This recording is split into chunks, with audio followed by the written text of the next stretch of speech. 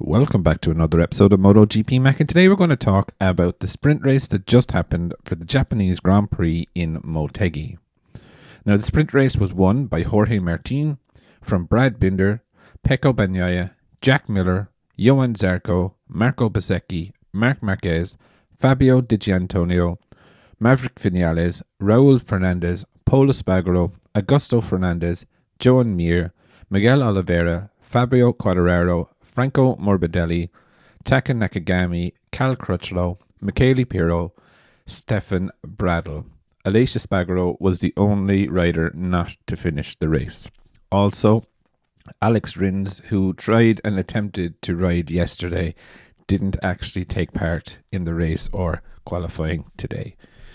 So I suppose to get into the race, an absolute brilliant race from Jorge Martin. Never saw the rear wheel of any other rider during the sprint race. Was put under a bit of pressure at the very start from Brad Binder, but it was really all under control. You had the feeling Martin was up for this. Definitely a contender. Again, has brought the championship lead of Pecco Bagnaia down.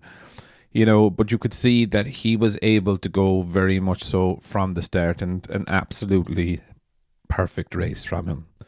A really impressive race as well from Brad Binder. He does have that new carbon fiber chassis out there, and you could see definitely the traction out of the slow corners for Brad Binder was epic as well. He did keep, in my opinion, Jorge Martin honest, but I do believe Jorge Martin had a little bit more in the drawer if he did need it. But overall, really good race for Brad.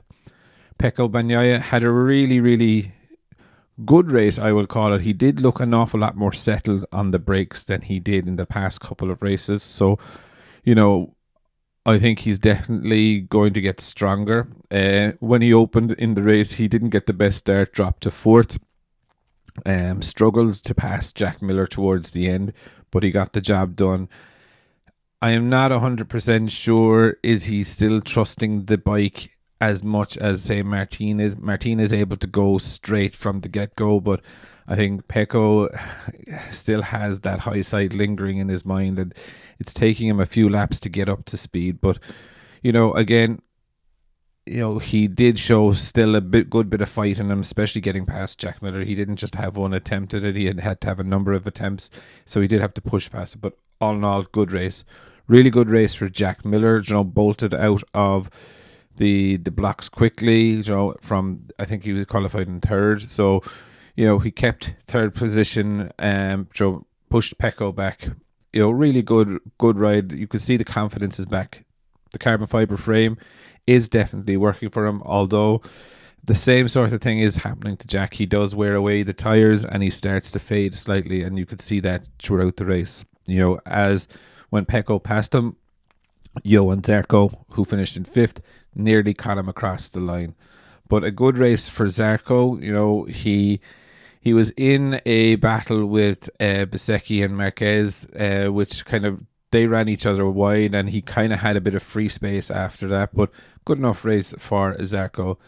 Marco Bezzecchi, I'd say if at this stage you told him this morning after the crash that he would have a sixth place, he would have bitten your hand off. He did take a fairly heavy tumble in qualifying too. So he wasn't really 100% on it. I'd say tomorrow again will be a little bit more of the same, stiff and sore, but all in all, it was a good ride out of him. Marc Marquez, again, really good ride, really strong at the start. He was hounding Pecco for a couple of laps in fourth and fifth. And, you could see him sort of fading towards the end of the Grand Prix, but he hung on in there, and got it across the line in seventh for a very good result, at least in Japan. Fabio Di Giannantonio, again, good solid race from him. Maverick Vinales, top Aprilia.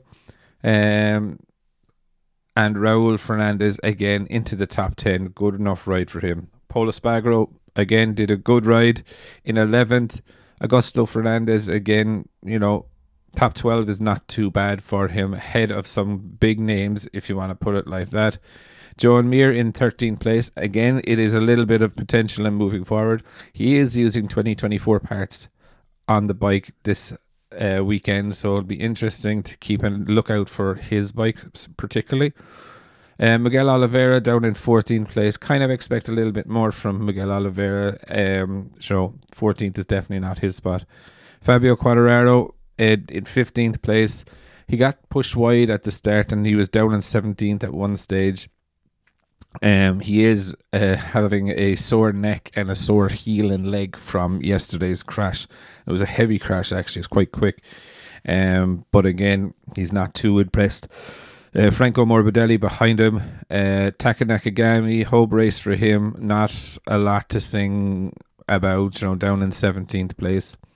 Always good to see Cal Crutchlow out there, keeping his, his number one and number two teammates honest, let's just call it, finishing within 7 seconds of them over a course of a race distance is not bad, especially as it's his first race of the season.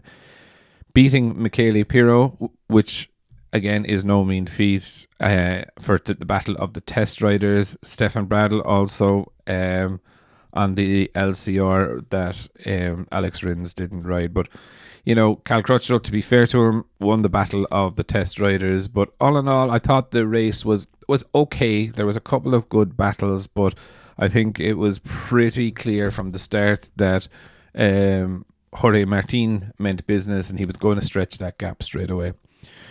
If I was to call riders of the day, there would be 2 or 3 actually. Martin, Binder and Jack Miller are definitely my riders of the day, all for kind of different reasons. But I would definitely love to know your thoughts. What did you think of the sprint race and who are your riders of the day? Definitely leave your thoughts in the comments below and I'll be back again tomorrow with another video.